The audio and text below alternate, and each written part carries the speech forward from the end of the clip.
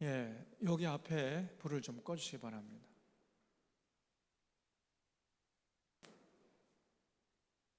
지난번하고 지난 2주간 우리가 조금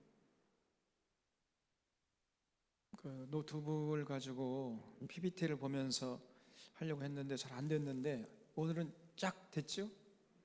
오늘 이제 드디어 시행착오를 겪어가지고 잘 됐습니다.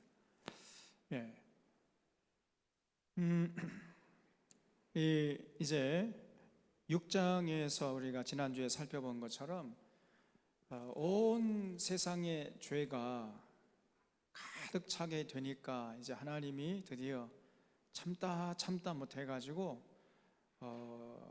홍수로 인간을 심판하시는 이런 내용이 이제 7장에 쭉 나오는데, 하나님이 이 세상을 홍수로 심판하기 전에 먼저 노아와 노아의 식구들을 이제 방주를 만들게 하셔가지고 이렇게 안전하게 숨겨두신 다음에 심판하시는 이런 자비로우신 하나님의 모습을 7장에서 볼 수 있습니다. 그래서 우리 하나님은 한 사람 한 사람 케이스 바이 케이스로 심판하시는 하나님이시지 그냥 전체적으로 도매금으로 그냥 쓸어버리시는 그런 하나님이 아니시라고 제가 말씀드렸습니다. 그래서 아무리 여러분 세상 사람들이 다 그렇게 살아간다 할지라도 그것이 하나님의 뜻이 아니라면, 그게 진리가 아니라면은요 거기에 휩쓸리면 안 됩니다.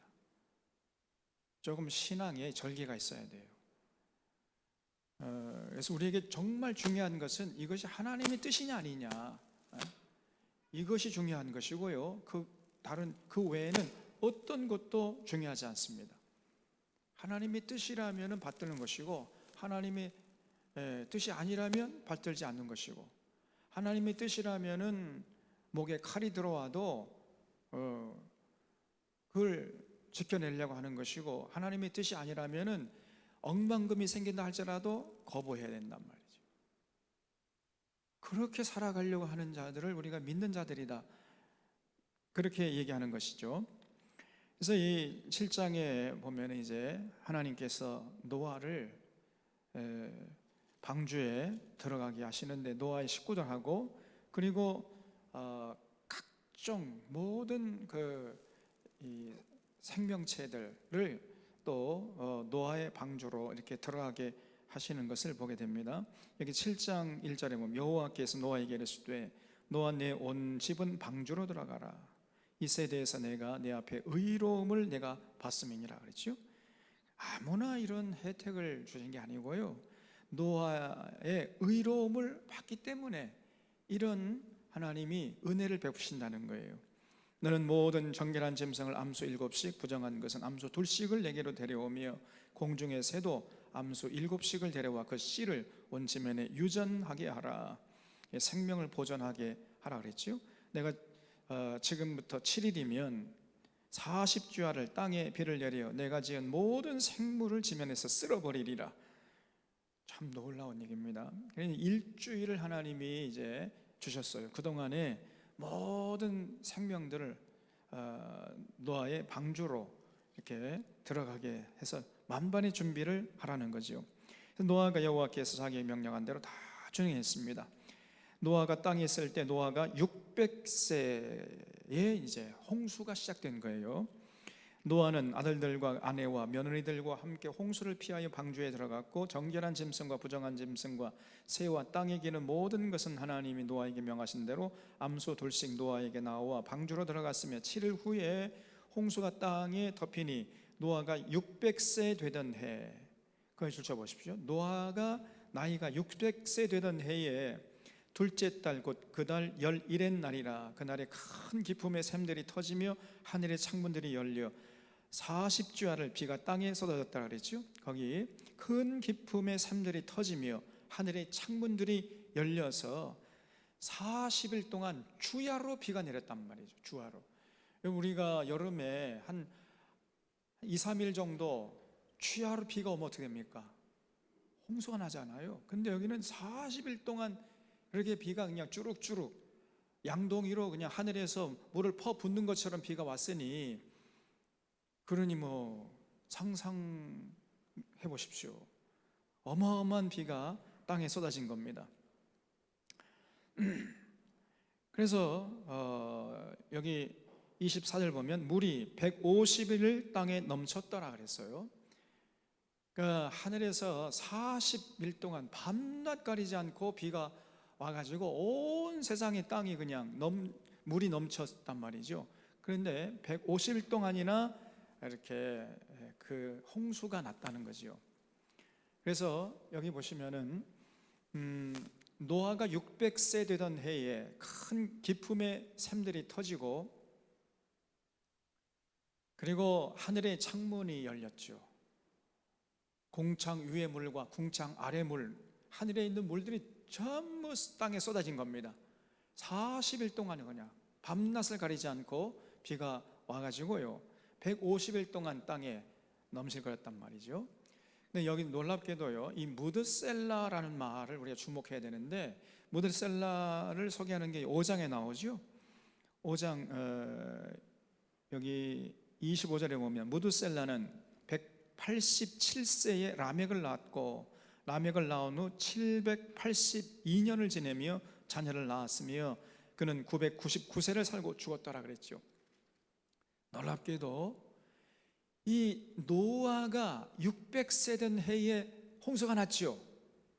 그런데 그 600세 되는 해는 동시에 무드셀라가 죽던 해란 말이에요. 여러분 계산해 보세요. 무드셀라가 187세에 라멕을 낳았어요. 그리고 969세에 죽었습니다. 그리고 이제 라멕은 182세에 노아를 낳았어요. 그러면 라멕이 노아를 낳을 때에 무드셀라의 나이는 몇 살이었겠습니까? 187 플러스 182 하면 나오겠죠. 그럼 187하고 182 하면 369살 때에 무드셀라의 손자 노아가 세상에 태어난 거예요. 그렇잖아요? 맞죠? 그러다가 노아가 600세 되던 해니까, 그러면 노아가 600세 되던 해면은 무드셀라 몇 세예요? 369 더하기 600 하면은 몇 세입니까? 969세지요. 그러니까 무드셀라가 죽던 해가 노아가 600세 된 해였는데, 그 노아가 600세 된 해에 홍수가 났단 말이에요. 그러니까 다시 말해서 무드셀라가 죽으면서 결국은 하나님의 심판이 이루어진 겁니다. 하늘에서 40일 동안이나 비가 온 거예요. 여러분, 이 무드셀라라는 이름 자체가 무슨 뜻이냐면요, 무드셀라는 마트란 말이 사람이란 말이에요. 그리고 이게 셀레흐란 말이에요. 셀레흐, 히브리 말로 셀레흐란 말이 투창이란 말이거든요. 투창. 그러니까 무드셀라는 투창의 사람이란 뜻이에요. 투창의 사람. 여러분 투창 아시죠? 투창이 던지는 거죠. 그래서 이 무드셀라라는 말은 무슨 말이냐면 던진다라는 뜻이 있어요. 던진다. 그러니까 그 무드셀라가 죽을 때 내가 던지겠다, 이런 의미가 여기 담겨 있어요. 하나님이 무드셀라가 죽을 때 던지겠다는 게 그거 뭐였을까요? 그게 홍수였던 거예요. 홍수. 무드셀라가 죽을 때 그때를 기점으로 해서 하나님이 심판하시겠다, 이런 계획을 가지고 있었단 말이에요. 그래서 이 무드셀라 이름 자체가 내가 보낸다, 그런 뜻이에요. 내가 보낸다. 뭘 보내? 홍수를. 하나님이 969살쯤 됐을 때 온 세상이 말이죠, 죄가 너무나 가득 차가지고 더 이상 눈 뜨고 볼래야 볼 수가 없는 그런 지경이 될 것을 이미 예상하고 있었던 거죠. 하나님이니까 알고 계셨죠. 그때 무드셀라가 죽을 때, 그때가 노아가 600세였는데 그때 내가 심판하겠다 하는 것을 미리 하나님이 다 계획을 세우고 계셨단 말이죠. 그래서 이 무드셀라, 놀랍게도요, 무드셀라가 죽던 해에 홍수가 난 거예요. 그래서 150일 동안이나 물이 이 땅에 창의를 했던 것입니다. 그래서 여러분, 그때 이 지구상에 있던 모든 거대한 생명체들, 예를 들어서 그 공룡이라든가 맘모스라든가 이러한 거대한 생명체들이 그때 다 멸종됐다고 봅니다. 여러분, 이 노아의 홍수 이야기를 빼면은 지구 과학 이야기를 할 수가 없어요. 현재 지구상의 자동차가 약 5억 대 정도 된답니다. 5억 대. 근데 자동차가 한 대가 1년에 소비하는 기름이 약 2,000리터라는 거예요. 그러면 1년에 이 지구상의 기름이 도대체 몇 리터가 필요하겠습니까? 2,000 곱하기 5억 대 하면 되겠죠? 그럼 이거 어마어마한 거 아닙니까, 이게? 해마다 이런 엄청난 석유가 필요한 거예요. 이 많은 이 기름들이 어디서 왔을까요? 홍수 때 매몰된 생물들에서 왔다고 보는 거죠. 그렇지 않으면 설명할 길이 없어요. 그래서 여러분, 이 레드우드의 빅트리라는 미국의 레드우즈라는 그 빅트리 공원이 있대요. 저는 안 가봤습니다만은 거기 가본 사람이 이제 이게 찍은 사진인데, 여기 보입니까? 여기? 요거 이게 사람이에요. 커서 움직이는 게 보여요? 여기 이게 사람이에요. 나무가 이 정도 큽니다. 그러니까 이런 거대한 나무들이 홍수 전에 이 지구상에 빽빽했단 말이죠. 그러다가 홍수로 다 쓸려 나가 버린 거죠. 그리고요, 여러분, 이게 보입니까? 이게 뭐죠? 맘모스죠. 이 맘모스인데 사람이 요게 사람입니다. 요게 이 점이 사람이에요. 이게 사람이거든요. 그러니까 이 맘모스가 얼마나 거대한 동물이냔 말이에요. 여기도 보세요. 이 공룡인데 이 공룡이 이게 한 10m 이상 된다 그러면 10m. 이런 거대한 동물들이 노아의 홍수 때에 전부 갑자기 그냥 홍수가 밀려오는 바람에 다 매몰돼 가지고 땅속 깊이 묻혀서 지열과 지압으로 인해서 이것이 이제 녹아 내린 것이, 동물들의 그 사체에서 나온 그런 어떤 그 기름, 이런 것들이 이제 땅속에서 석유가 된 거죠. 그리고 거대한 나무들이 땅속에 매몰되어 가지고 석탄이 된 겁니다. 근데 여러분, 여기 이제 이거는 노후 목사님이 세계 최초로 말씀한 건데, 이 달의 한쪽 표면, 우리가 달의 이 한쪽 측면을 보면은 뭐 달이 매끈해요, 표면이. 그런 그 정반대편에 있는 표면은요, 이렇게 완전히 곰보딱지 같이 됐어요. 표면이요, 뭘로 심하게 이렇게 얻어맞은 이런 자국들이 선명하게 나 있습니다. 그래서 여기 과거에 까마득한 어느 순간에 어떤 우주에서 어떤 그 물체들이 날아와 가지고 달의 표면에 부딪힌 거예요. 그래서 움푹 패인 겁니다. 이거를 크레이트라고 그래요. 크레이트. 우리 지구에도 그런 크레이트가 있죠. 아리조나 사막 같은 데 가보면은 여기는 이 웅덩이가 생길 이유가 없는데 커다란 웅덩이가 파여져 있는 그런 크레이트가 있습니다. 큰 크레이트는 막 1km 이상 된다는 거예요. 그런 거대한 웅덩이가 있는데, 이게 뭐냐, 언젠가 하늘에서 소위 말해서 별똥별이 떨어진 겁니다. 그래서 노 목사님의 얘기는 이제 노아의 홍수가 날 때 홍수만 난 게 아니고 동시에 하늘에서 별이 떨어졌다는 거예요. 여러분, 지난번에 우리가 봤죠? 그 수금지 화성하고 목성 사이에 그 소행성이 있었는데, 까마득한 과거에 뭔지 모를 어떤 그 이유로 인해서 그 소행성이 산산조각 났다 그랬죠. 그래서 조그마한 파편들이 이렇게 소행성대를 따라서 돌고 있다가 말씀드렸잖아요. 기억나시죠? 그 소행성대에서 수억만 개로 깨진 조그마한 파편들, 큰 거는 뭐 몇 킬로짜리도 되고 작은 거는 몇 미터짜리도 되고, 이런 것들이 이제 소행성에 돌다가 지구의 자전에 의해서 이게 이제 지구로 떨어지면은, 그것이 우리 하늘에서 땅에서 이제 하늘을 보면은 별똥별이 되는 겁니다. 그런 것들이 지구에 떨어진 거예요. 근데 지구에만 떨어졌겠습니까? 지구를 돌고 있는 달에게도 떨어졌겠지요. 그래서 여러분, 이 지구의 표면이 한쪽만 그래요. 한쪽만.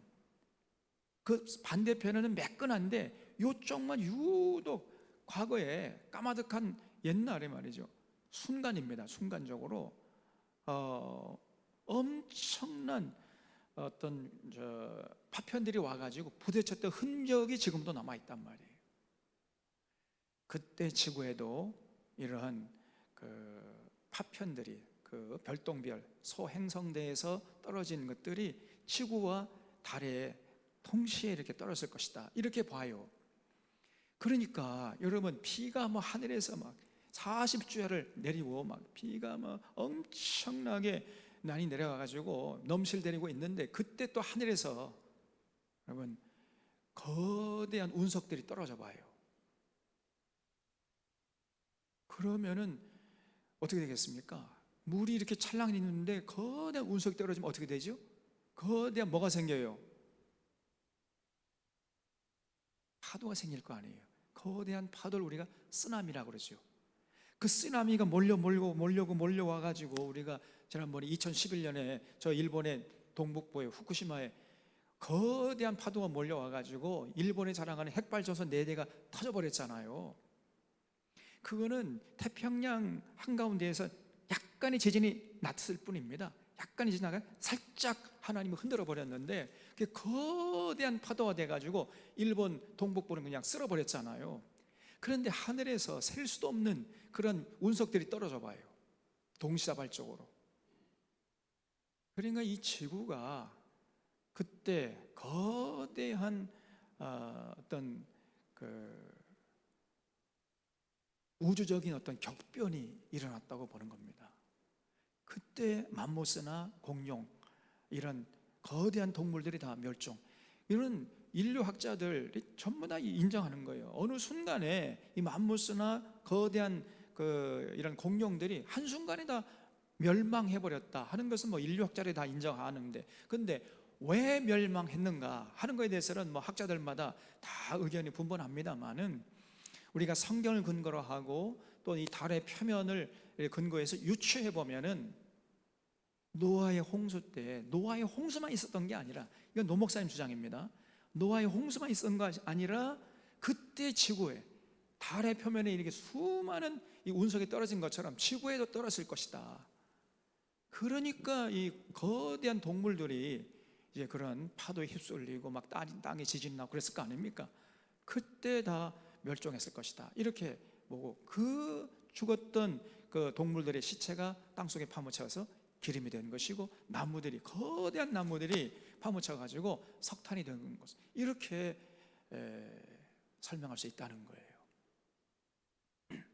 그래서 여러분, 이런 노아의 홍수 사건은 과학적으로 증명할 길은 없습니다만은, 그러나 이거는 사실은요, 과학보다도 더 신빙성이 있는 것이다.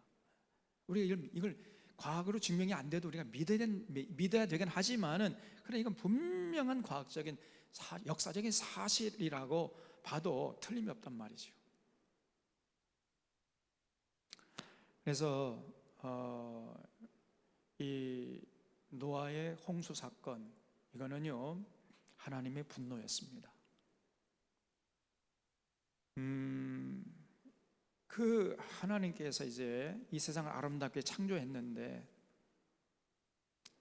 아담과 하와가 하나님 말씀에 불순종해서 선악과를 따먹고 그런 밤에 부부관계가 깨지고 그 자녀들이 이제 가인과 아벨이 가인이 아벨을 쳐 죽여버리고 그래서 또 형제관계가 깨져버리고 그 다음에 6장에 가면 이제 하늘의 아들들과 땅의 여자들이 서로 결혼했다 그랬죠. 그래서 하늘의 아들들까지도 다 타락했다 이제. 그래서 하나님이 온 세상의 죄가 편만한 것을 보고 내가 물로 쓸어버리겠다 이렇게 결심을 하신 거 아닙니까? 그래서 여러분 우리 하나님은요 자비하시죠. 물론 자비하시지만은 그래서 용서하시고 용서하지만은 그러나 끝내 회개하지 않으시면은 반드시 심판하시는 하나님이세요.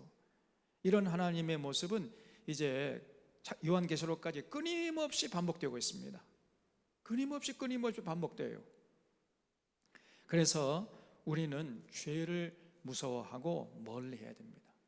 뭐 예수님이 십자가에서 우리의 죄를 과거의 죄도 다 용서했을 뿐 아니라 현재 짓고 있는 죄도 용서해주고 앞으로 미래 지을 죄까지 다 예수님이 용서해 주셨으니까 마음 놓고 죄를 짓자. 이게 구원파들의 논리거든요. 그래서 예수 믿은 다음에는 아이고 하나님 용서해 이런 말 하면 안 된다는 거예요. 이미 다 용서해 줬는데 뭘 또 용서해 달라고 자꾸 기도하냐 이것들아. 이게 사탄의 속삭임입니다 여러분.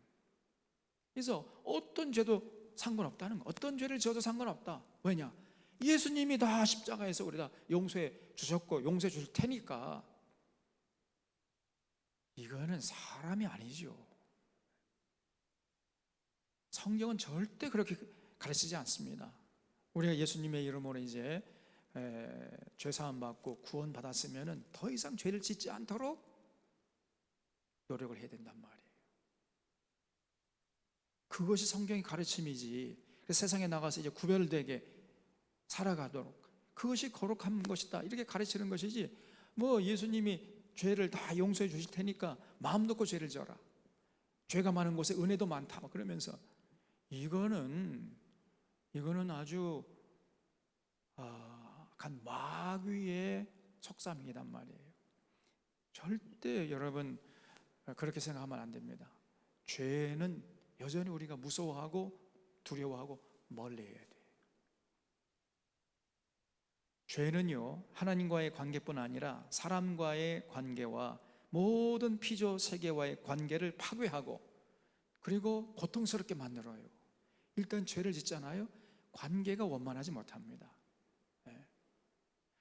이런 죄를 짓자마자 아담과 하와가 하나님과 관계 깨져가지고 하나님이 찾아오니까 무서워서 뒤에 동산나무 뒤에가 숨어버렸잖아요. 하나님 음성 듣는 게 두려움이었어요. 그전에는 죄 짓기 전에는 하나님 음성 듣는 것이 기쁨이었습니다. 하나님 만나는 것이 유일한 인생의 낙이었어요.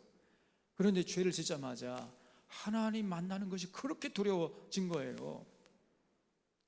죄가 하나님과 관계를 깨트려 버린 겁니다. 또 우리가 서로 친구들끼리 서로 죄를 짓잖아요. 그러면 친구 관계가 원만치 못합니다. 그렇잖아요. 죄가 모든 관계를 파괴하는 주범이란 말이에요. 우리가 죄를 지으면은 여러분 다른 생명체와도 공존하기 어려워요. 때문에 인간이 죄를 짓기 때문에 자꾸 탐욕스러워하고 더 가지려고 하고 더 누리려고 하고 그렇기 때문에 그런 인간의 탐욕스러운 죄 때문에 결국은 대동물과의 관계, 대식물과의 관계, 대자연과의 관계가 전부 깨져버린 겁니다. 그래서 인간 때문에 이 지금 피조세계가 신음하고 있단 말이에요. 그래서 죄는요 하나님과 관계, 사람과의 관계, 이웃과의 관계, 피조세계의 관계를 전부 파괴하고 고통스럽게 하는 것입니다. 그래서 여러분 우리가 예수님의 그 은혜로 구원받았으면 이제는 죄를 절대로 가까이에서는 안 돼요. 죄는 그냥 막 어떤 모양이라도 흉내내면 안 됩니다. 그래서 그 죄를 멀리하고 언제나 하나님 마음을 살피고 하나님의 뜻을 받들어 살려고 하는 이런 모습을 잃지 말아야 돼. 그렇게 살기로 결단하는 사람을 우리가 믿는 자라고 하는 거예요. 그런 자를 성도라고 하는 것입니다. 그걸 잊지 마셔야 돼요. 그리고 이제 우리 하나님께서 8장에 보면은 이제 홍수가 그친 다음에 어떻게 그 노아의 후손들을 대하셨냐면요, 여기 8장 3절에 보니까 물이 땅에서 몰러가고 점점 물러가서 150일 후에 줄어들었죠. 그러니까 150일 동안 땅에 창일하게 넘쳤다가 점점 120일 지나면서 이제 물이 줄어들기 시작하는 거예요. 물이 한 곳으로 이렇게 모이기 시작하는 거죠. 그래서 일곱째 달 곧 그 달 열일의 날에 방주가 아라랏산에 머물렀으며 물이 점점 줄어들어 열째 달 곧 그 달 초하룻 날에 산들의 봉우리가 보였더라. 그래서 이제 점점 땅이 드러나기 시작한 겁니다. 그래서 40일을 지나서 노아가 그 방주에 낸 창문을 열고 까마귀를 내놓으며 까마귀가 물이 땅에서 마르기까지 날아 왕래하였더라. 그가 또 부대기를 내놓아 지면에서 물이 줄어들었는지를 알고자 하며 온 지면에 물이 있으므로 비둘기가 발 붙일 곳을 찾지 못하고 방주로 돌아와 그에게로 오는지라. 그 손을 내밀어 방주 안 자기에게로 받아들이고 또 7일 기다리고. 그러니까 첫 번째는 까마귀를 보내고 두 번째는 비둘기를 보내고 그냥 온 거예요. 그리고 10절에 또 7일 기다려 다시 비둘기를 방주에서 내놓으며 저녁 때 비둘기가 그에게로 돌아왔는데 입에 감람나무 새 잎사귀를 물고 온 거예요. 이제 정말 물이 많이 줄어들었구나, 이건 노아가 안 거지요. 그리고 또 7일을 기다려 비둘기를 내놓으며 다시는 그에게로 돌아오지 아니했더라. 뭐 비둘기가 물이 다 줄어들었으니까 뭐 방주로 돌아올 필요가 없었던 거지요.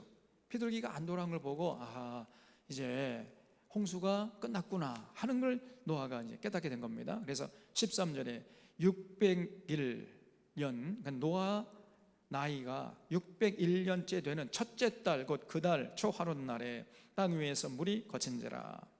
노아가 방주 뚜껑을 제치고 본즉 지면에서 물이 거쳤더니 둘째 달 21의 날에 땅이 말랐더라. 하나님이 노아에게 말씀하여 이르시되 너는 내 아내와 내 아들들과 내 며느리들과 함께 방주에서 나오고 너와 함께한 모든 혈육 있는 생물 곧 새와 가축과 땅에 기는 모든 것은 다 이끌어내라. 이것들이 땅에서 생육하고 땅에서 번성하리라 하시매 노아가 그 아들들과 아내와 그 며느리들과 함께 나왔고 땅 위의 동물 곧 모든 짐승과 모든 기는 것과 모든 새도 그 종류에도 방주에서 나왔더라. 드디어 이제 홍수를 이겨낸 거지요. 노아의 식구들이 전부 이제 방주에서 나왔어요. 나온 다음에 제일 먼저 노아가 한 게 뭐냐면 20절에 여호와께 제단을 쌓고 모든 정결한 짐승과 모든 정결한 새 중에서 제물을 취하여 번제로 제단에 들었단 말이죠. 그러니까 노아가 방주에서 나온 다음에 제일 먼저 자기 집을 짓는 게 아니라 하나님께 제사 먼저 드렸어요. 일부 하나님의 감동을 받으셨습니다. 그래서 24절에 보면 여호와께서 그 향기를 받으시고 그랬죠.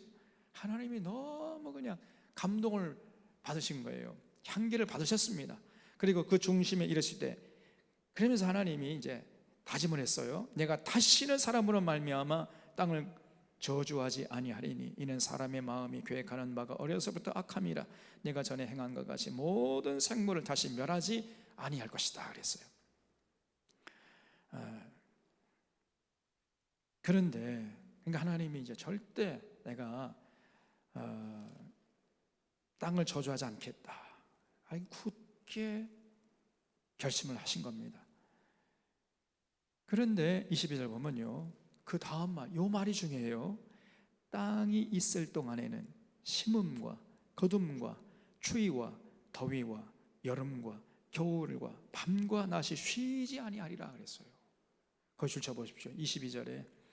그러니까 홍수 전에는 이 우주가요 굉장히 사람이 살기에 적당한 땅이었어요. 이 지구상에 어딜 가든지 간에 사람이 살기에 가장 적절한 온도와 습도와 그런 기후였단 말이에요. 그런데 노아의 홍수 이후에는요, 사람이 살만한 땅도 있는가 하면 사람이 살 수 없는 땅이 생기기 시작한 거예요. 그리고 사람이 살기에 적합한 계절이 있는가 하면 사람이 살기에 너무나 힘든 혹독한 이제 그런 계절도 생기기 시작했다는 겁니다. 땅이 있을 동안에 심은 것과 추위와 더위와 여름과 겨울 이런 것들이 생기기 시작하는 거예요. 다시 말하면요, 우리 하나님이 다시는 물로 심판하지 않겠다고 하셨지만은 그러나 심음과 거둠과 추위와 더위와 여름과 겨울과 낮과 밤이 쉬지 않을 것이라 이렇게 말씀하셨어요. 이거는 뭐냐? 그만큼 지구 환경이 나빠졌다는 겁니다. 그래서 여러분, 이 홍수 이전의 지구 환경이 여기 나오죠. 여기 보면은 이 지구가요, 그냥 지구만 덩그러니 있는 게 아닙니다. 눈에 보이지 않지만은 지구의 둘레에 여러 가지 원소들이 이렇게 포진해 있어요. 그리고 여기 이제 지구 맨 위 하늘, 가까운 가장 하늘은 대륙권이라고 그러죠. 대륙. 공기가 이렇게 순환되는 대륙권이 있고, 그 다음에 성층권이 있고, 그 다음에 중간층이 있고, 그 다음에 열층이 있어요. 이렇게 여기 보입니까? 여기 요 컷이 옮기는 거, 여기가. 그래서 여기가 이제 대륙권, 성층권, 그 다음에 중간권, 그 다음에 이게 열권 이렇게 있는데, 이런 것들이 보호막이 되어가지고 이 우주에서 이 자외선이 막 날아오면은 이 해로운 자외선이거든요. 이런 것들이 이제 여러 가지 대륙권, 뭐 성층권, 뭐 열권 이런 것들을 통과하면서 흡수돼 가지고 지구 안에 들어오지 못했던 거거든요. 그런 이제 홍수가 나는 바람에 그 하늘에 있는 모든 물들 이런 것들이 이제 다 땅에 내려와 버리고, 그리고 이제 지구 환경이 많이 나빠져 가지고 이제는 해로운 자외선들이 사정없이 이 지구 표면에 쪼이기 시작한 겁니다. 그래서 태양을 중심으로 지구가 이렇게 공전하면서 자전하는데, 그러면서 이제 낮과 밤이 생기고, 그 다음에 여름과 겨울이 생기는 이런 현상이 이제 보여진 거죠. 그래서 여러분, 이 홍수 이전의 지구 환경은 이렇게 이제 공중 위의 물과 공중 아래의 물이 있어가지고 또 이런 여러 가지 안전 장치가 있었기 때문에 어느 지역에 가서 살아도, 그리고 홍수 이전에는 땅이 지금보다 훨씬 넓었다고 봅니다. 근데 이제 홍수가 나는 바람에 너무 많은 물이 땅에 이제 내려온 거죠. 그래서 홍수 이전보다도 홍수 이후에 인간들이 살아갈 수 있는 땅이 굉장히 좁아졌다고 보는 거예요. 그래서 여러분, 여기 보시면 이 바다 표면에서부터 바다 깊이가 200m까지 되는 그거를 대륙붕이라고 그래요. 대륙붕. 그냥 바닷가에서부터 쭉 바다 안으로 들어가 가지고 바다 수면이 200m 되는 그 지역까지를 대륙붕이라고 그러거든요. 그 놀랍게도 기름이 어디서 나옵니까? 그 대륙붕에서만 나와요. 대륙붕. 그러니까 이것은 뭘 말하느냐? 홍수 이전에 그 까마득한 옛날에는 그 대륙붕에 바닷가에서부터 200m 안에 들어가는 거기까지 사람이 뿐 아니라 생명들이 살고 있었다는 얘기죠. 그러니까 홍수가 나는 바람에 그 과거에는 200m 안까지 육지였는데 그 물이 차들어와 가지고 깊이가 200m 될 때까지 물이 차와 가지고요, 그만큼 땅이 줄어들었다고 보는 겁니다. 그렇게 얘기할 수 있는 거예요. 그래서 여기 보면은 이게 이제 여기가 200m인데 여기를 대륙붕이라는데, 대륙붕 안에서 유전이 나오는 거예요. 유전이 전 세계적으로 대륙붕에서만 유전이 나옵니다, 여러분. 그래서 언젠가는 까마득한 옛날에 과거에 여기에 생명들이 살고 있었다는 분명한 증거가 된단 말이에요.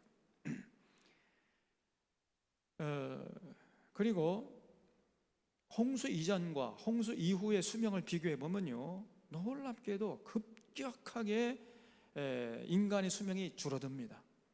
그래서 여기 보시면은 아담하고 셋, 에노스, 게난, 마할랄렐, 그 다음에 야렛, 무드셀라가 제일 오래 살았죠. 969세까지 살았으니까. 그 다음에 노아도 900세 이상 살았어요. 그러니까 그 노아 이전에 그 조상들의 평균 수명이 900살이 넘습니다. 900살이 대부분 900살 이상을 살았어요. 근데 노아를 기점으로 해가지고 갑자기 인간의 수명이 확 줄어들어 버립니다. 그래서 노아의 아들이 이제 셈인데, 셈은 600세를 살았어요. 노아는 900. 내가 지금 저도 눈이요 까물까물해가지고 이게 노아가 950살 살았다고 나와요. 950살 살았고 셈이 600살 살았습니다. 갑자기 300살이 쭉 줄어들어 버렸어요. 노아의 아들이던 셈, 그 다음에 셀라가 434살, 데라가 250세 쭉 줄어들다가 땅콩 많은 게 맨 끝에 사람이 이게 다윗이에요. 다윗이 몇 살까지 살았을까요? 70세 살았습니다. 70세. 인간의 평균 수명이 100살 이래로 쭉 떨어지는 거예요. 쭉 급격하게 줄어들잖아, 이렇게. 그래서 이걸 뭘 말하냐면은 노아의 홍수 이후에 이 지구의 환경이 사람이 살기에 굉장히 거친 환경이 되어버렸단 말이죠. 그래서 오래 살지 못해요, 사람들이 이제는. 그래서 여러분, 이 죄가 이런 결과를 낳은 거예요. 죄가. 그래서 우리가 정말 죄를 두려워해야 됩니다. 죄를 멀리해야 되고. 죄라는 게 뭐죠? 하마르티아라고 그러죠. 하마르티아는 뭐냐면 화살을 딱 쐈는데 그 화살이 관역에 가서 명중하지 않고 옆으로 비껴나가는 거예요. 그게 하마르티아야. 그게 죄야. 다시 말하면 하나님께서 우리에게 이렇게 살아라 라고 명령하셨는데 그렇게 살지 않는 것, 그게 죄예요. 하나님께서 너희는 여기서 살아라 했는데 거기서 살지를 않고 엉뚱한 곳에 가서 사는 거예요. 그 화살이 관역에 명중하지 않고 옆으로 비껴나가는 것이, 그게 하마르티, 죄라고 그랬잖아요. 하나님이 살아한 곳에서 감당할 역할을 감당하지 않고 살아가는 것, 그 자체가, 그것이 바로 죄입니다.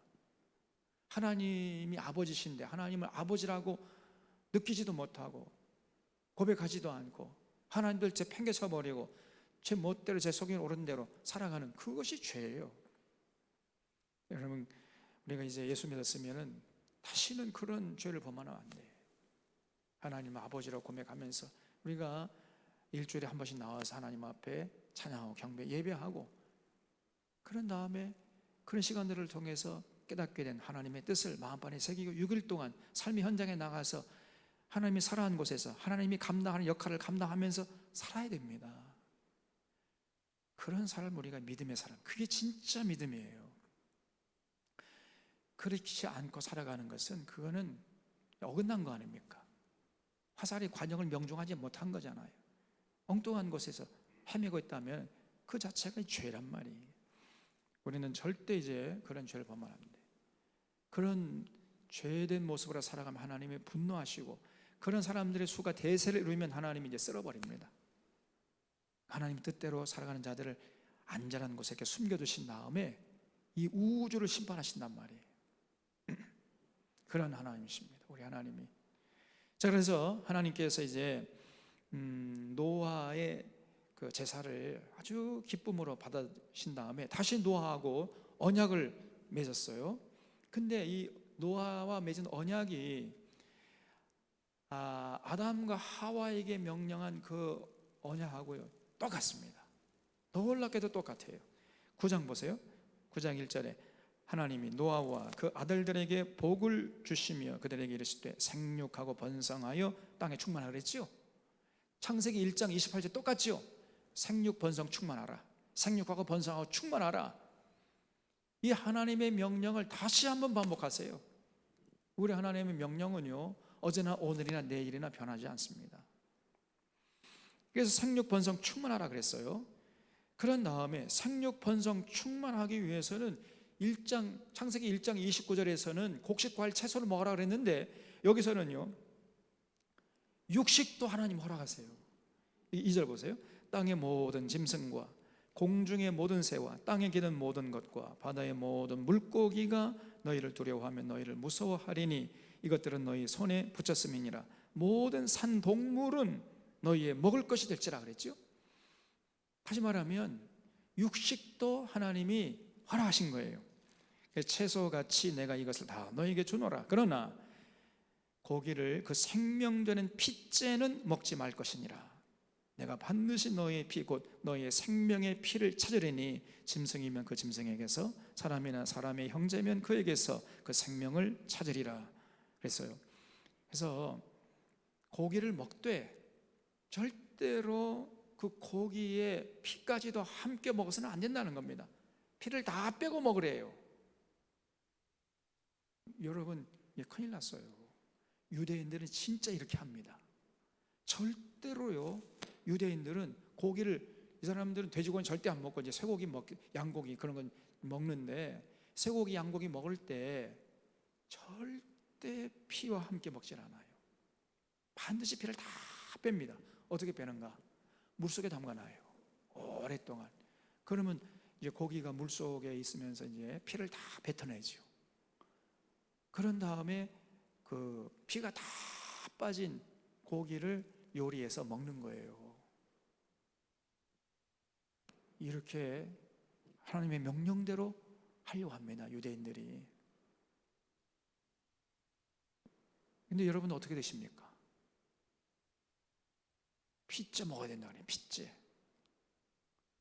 그래서 막 피가 뚝뚝 흘리는 거 그냥 맛있다고 그냥 육회 막 즐기잖아요. 육회 즐기고 그 다음에 선짓국 좋아하지 여러분. 그 절대 드시면 안 돼.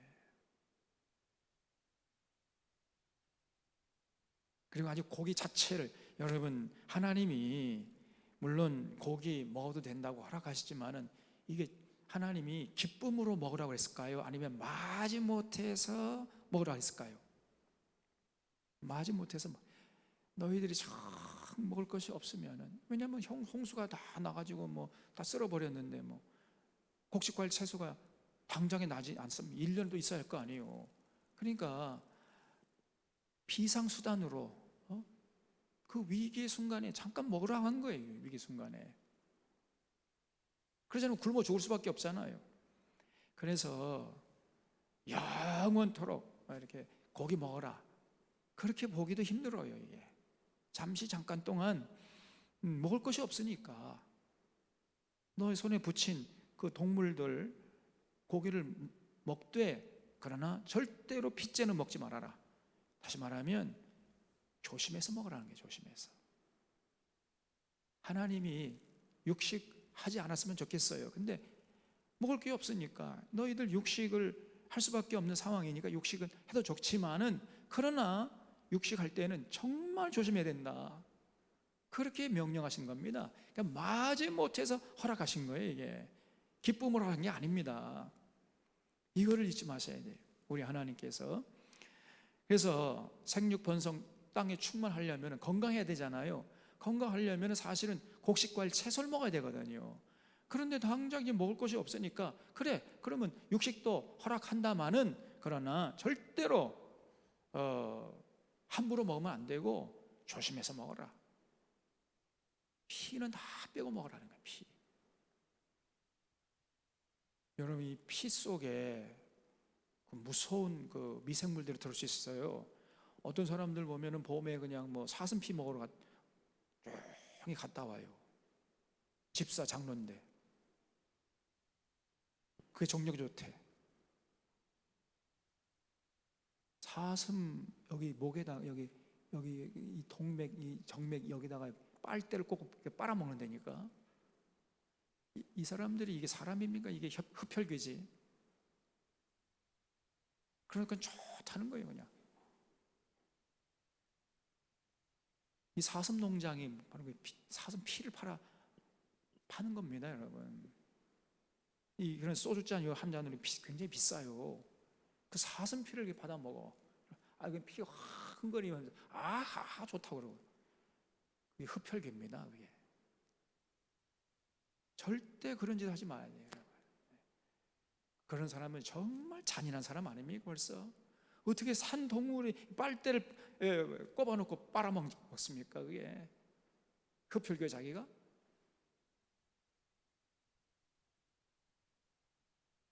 그러면서 또 이제 주일날 와서는 또 하나님 사랑한다고 이러고 있어요. 또 얼마나 잔인한지 모릅니다. 그 근본이요, 이거는 사람이 아니에요. 이게. 믿는 자들이 그런 짓 많이 해요. 도대체 뭘 믿는지 알 수가 없습니다. 그래서 가급적이면 먹지 않았으면 좋겠다 하는 그 마음이 여기 담겨 있어요, 우리 하나님의 말씀 속에. 그래서 4절 보면 그러나 거기는 그 생명되는 피째는 절대 먹지 말아라. 내가 반드시 너희 피 곧 너희 생명의 피를 찾으리니 짐승이면 그 짐승에게서 사람이나 사람이 형제면 그에게서 생명을 찾으리라 그랬어요. 그래서 여러분 가급적이면 고기 안 먹는 게 좋습니다. 지난주에 우리가 카우스피러스라는 이 소들의 음모, 카우스피러스가 이 소들의 음모라고 번역할 수 있는데 그걸 동영상 봤잖아요. 그 환경단체들이 현재 지구를 해치는 주범인 축산업에 대해서 다루거나 말하기를 꺼려하고 있는 현실을 꼬집고 있는 동영상이었죠. 여러분, 지금 이 기후 위기의 주범이 뭐냐면 축산이에요. 축산. 가축을 너무 많이 키우는 겁니다. 이 지구가 용납할 수 있는 그 마리 숫자가 있는데 그 숫자를 이미 넘어버렸어요, 그냥. 왜냐하면 사람들이 너무 고기를 좋아하니까 축산업자들이요 계속해서 돈을 더 많이 벌려고 지금 가축 수를 늘리고 있는 겁니다. 우리나라도 지금 너무 많아요. 이 소, 돼지가 너무 많습니다. 그래서 이 너무 많은 소, 돼지에서 나오는 이 폐기물들이 가축이 낳을 때 그 송아지 그 폐기물들 그리고 이 배설물들 이런 것들이요 온 간과 하천을 오염시키고 심지어 바다까지 오염시키고 있습니다. 왜냐하면 수요가 있으니까 공급이 있는 거지요. 사람들이 고기를 그렇게 좋아해요. 그러니까 이제 가축을 키우면 돈이 되거든요. 그러니까 수산방법 가리지 않고 가축을 키우는 겁니다. 그렇게. 그래서 여러분이 우리 거기서 봤지만은 물 아껴 쓰기, 플라스틱 덜 쓰기, 대중교통 이용하기, 석탄 발전소 줄이기, 화력 발전소 줄이기 이런 거 해봐야 결국 채식 지향 없는 이런 운동은요 본질에 닿지 못한 채 변두리를 맴도는 것임을 이 동영상에서 지적하고 있었잖아요. 아무리 화력 발전소 줄이고 그리고 대중교통 이용하고 플라스틱 덜 쓰고 자전거 타고 다니고 물 아껴 쓰고 이렇게 해서 탄소를 우리가 발생하는 걸 줄인다 할지라도 육식을 하는 한 지구 환경 위기를 우리가 극복할 수가 없다는 거예요. 그래서 이 주범이 축산업입니다. 그래서 오직 지구 재앙을 극복할 수 있는 비결이 뭐냐? 채식. 모든 지금 인간들이 다시 채식으로 돌아가야 돼. 채식하면 나중에 말씀드리겠습니다만은 여러분 육체가 우리가 건강해요. 육식하는 사람들은 반드시 50세 이상 되기만 하면은 전부 성염병에 이제 고생하다가 죽어버립니다. 전부 고혈압, 당뇨, 그 다음에 심장병 전부 걸려요. 근데 채식하면 전혀 그런 거 없거든요.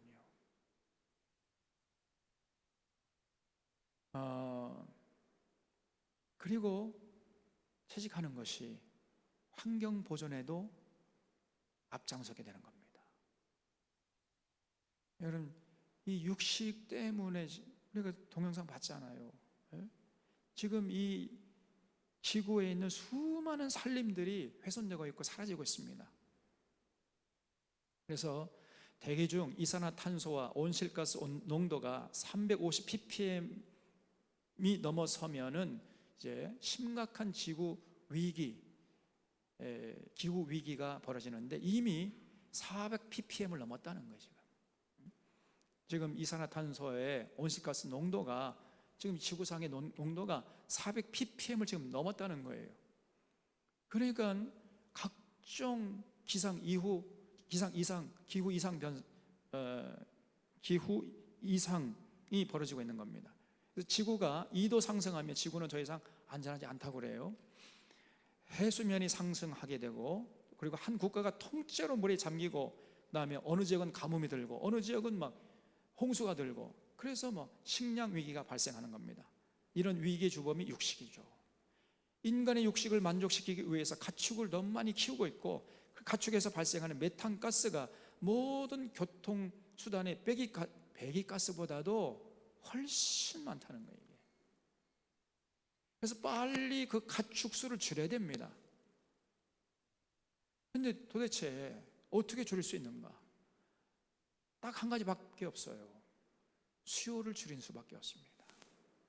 수요가 있는 한 공급은 늘어날 수밖에 없는 거죠.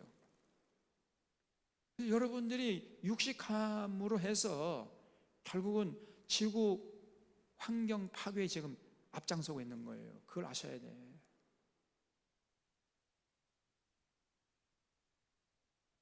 여러분의 몸 망치고, 그리고 지구 환경 파괴에 앞장서는 주범으로 살고 있는 겁니다. 그리고 수많은 야생동물을 멸종시키고, 그리고 어느 한 곳에는 지금 굶어 죽어가고 있어요. 제가 지난주에 말씀드렸죠. 육식과 채식의 에너지 효율이 10분의 1이에요. 10대 1입니다. 채식을 하면 10명이 먹고 살 수 있는 걸 육식하면 딱 한 명밖에 못 먹어요. 그래서 여러분이 육식함으로 이 지구상에 나머지 9명이 굶주리고 있단 말이에요. 이거를 생각하셔야 됩니다. 내가 지금 고기 맛있게 먹는 순간에 지금 이 지구상에 어느 지역에서 9명이 밥을 먹지 못해서 굶어 죽고 있다는 사실을 생각하셔야 돼요.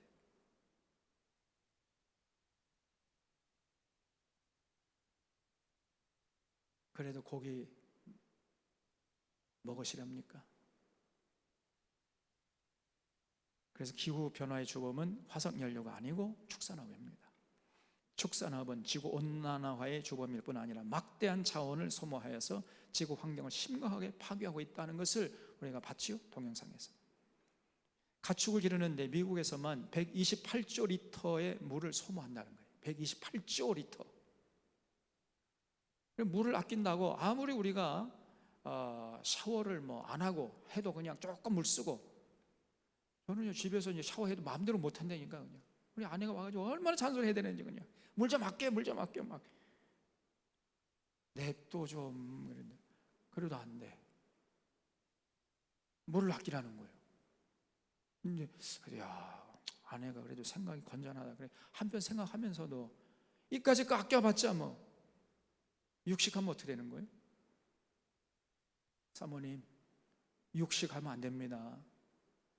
나는 물은 많이 쓰는데, 샤워는 하는데 고기는 안 먹거든요. 근데 저 사모님은 물은 아낀다고 샤워를 안 해요. 그런데 육식은 해. 그러면 누가 더 지구 환경을 파괴하는 자입니까?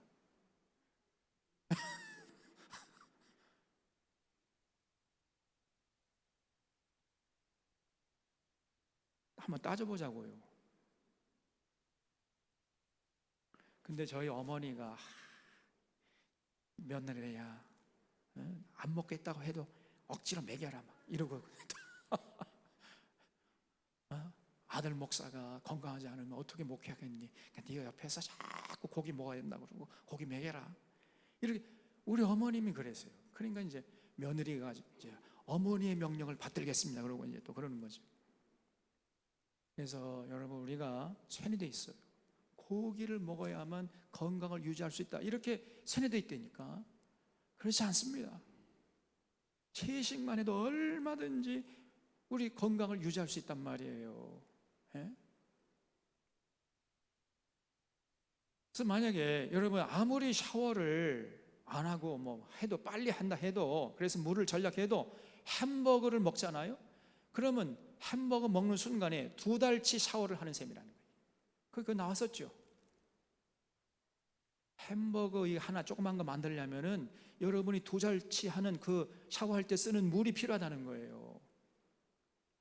그래서 미국에서 물 전체의 55%가 축산업을 하는 데 사용되고 있습니다.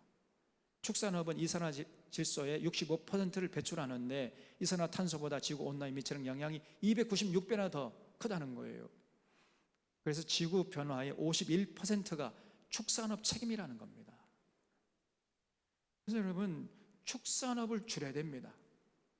아주 줄일 만큼, 그냥 거의 줄이기는 뭐 완벽하게 줄이기는 어렵지만은 최소한대로 줄수록 더 좋은 거예요. 근데 환경단체에서 이렇게 중요한 축산업은 주목하지 않습니다. 누구도 말을 못해. 왜냐? 말했다가는 죽임을 당하거든요. 고기를 얻으려고 세계 물 소비량의 30%를 사용하고 있고요. 온갖 지금 지구에 산림을 벌채하고 토지 산림을 벌채해가지고 거기다가 이제 목초지를 만들고 있고, 그래서 물이 부족하고 서식지를 파괴하고 종이 멸종하고 있습니다. 열대 우림 파괴의 91%가 가축을 기르기 위한 목초지 조성을 위해서 지금 하고 있다는 거예요. 그래서 환경단체마다 단체마저 축산 문제 다루는 걸 꺼립니다. 그래서 도로시 스탱 수녀 예를 들었잖아요. 열대 우림을 파괴하는 목장에 반대하다가 축산업자들에게 고용한 살인 청부업자에게 자택에서 총 맞아 죽어버린 거예요. 총에 맞아서 살해됐어요. 그리고 실제로 지금 많은 운동가 한 1만 명 이상이 살해당했단 말이에요.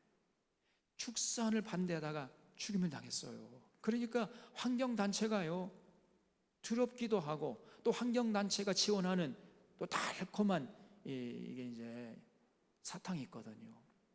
환경단체들이 앞으로는 그 반대하면서 뒤로는 축산업자들의 지원을 받고 있습니다. 이게. 그러니까 환경업자들이 환경을 파괴하는 데 앞장서고 있단 말이에요.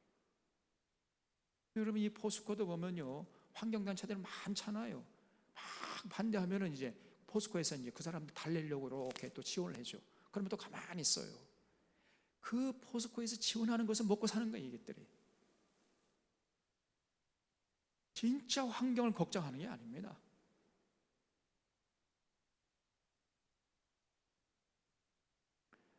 그래서 바다에서는 죽음의 해역이 생겨요. 왜냐하면 그 인이나 질소 같은 것들이 이 가축의 노폐물에서 나오는 것들이 이제 강을 통해서 바다까지 흘러가가지고 바다에서 죽음의 해역이 생기는, 급격하게 바다 생물들이 죽어가고 있고 멸종 단계에 있단 말이죠.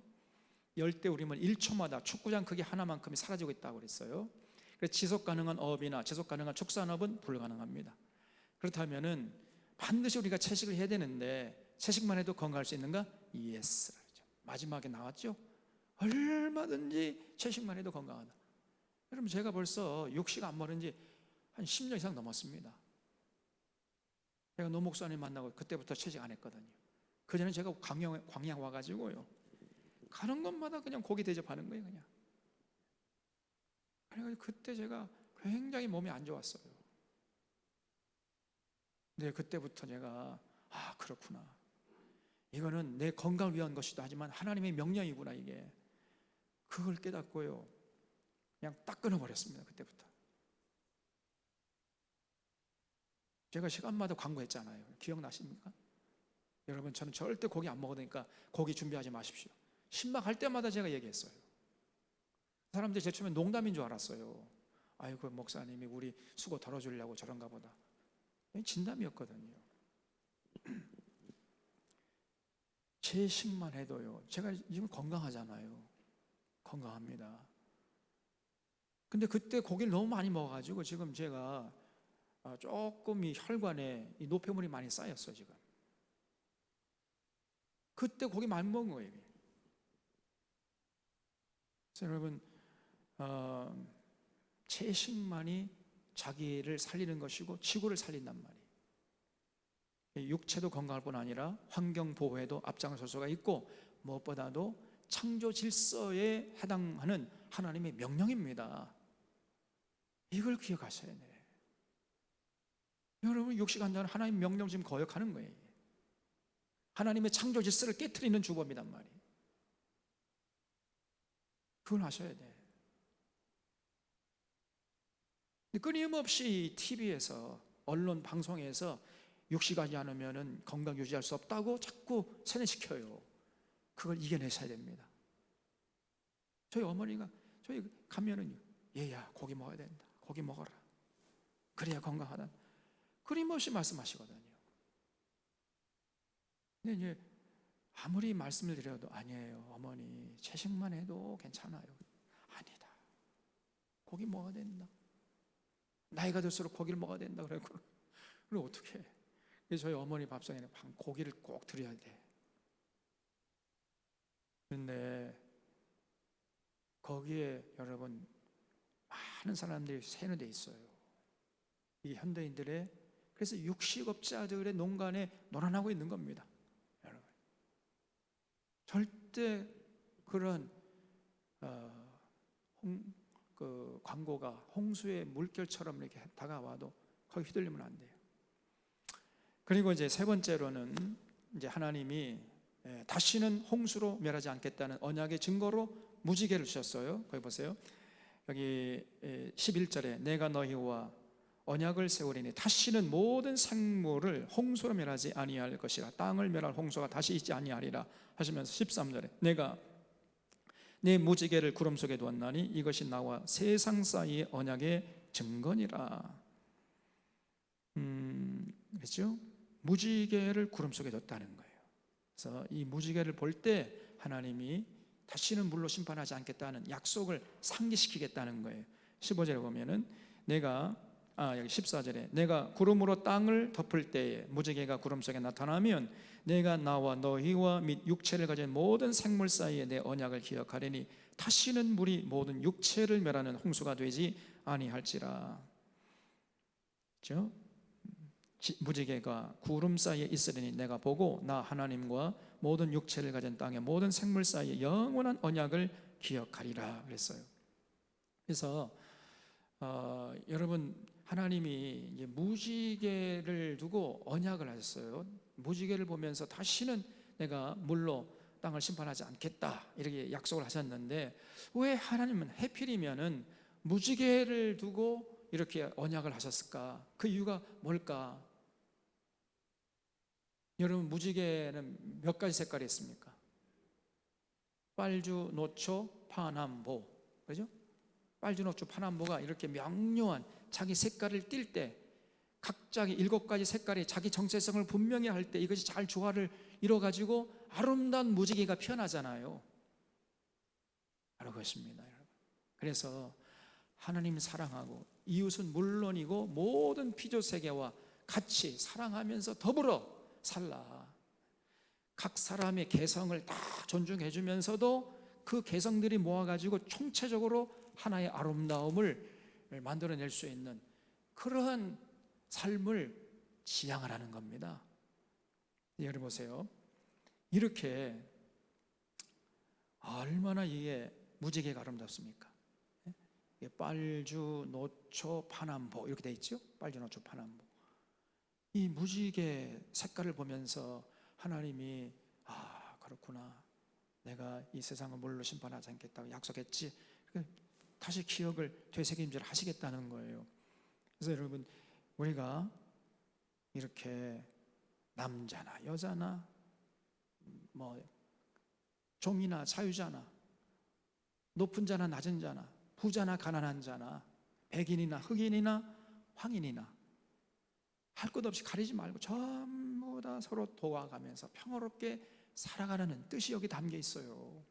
각각의 정체성을 다 고유한 정체성을 유지하면서도 서로 연합하고 같이 힘을 합해라. 여러분, 하나가 될 때 각각의 고유한 정체성을 유지하면서 하나가 되는 것과 고유한 정체성이 다 사라지면서 하나 되는, 이건 완전히 다르죠. 군대 가면요, 한 사람 한 사람의 개성은 다 사라져 버려야 돼. 다 한 사람 한 사람의 개성이 다 살아있는 채로 하나가 된다는 것은, 그는 군대에서는 있을 수가 없는 거죠. 그래서 여러분, 제복을 입히는 겁니다. 제복을 입히면요, 각각의 개성은 다 사라져 버려요. 그리고 그냥 일사불란하게 명령하면 그 명령에 그냥 막 죽기도 하고 막 이러는 거죠.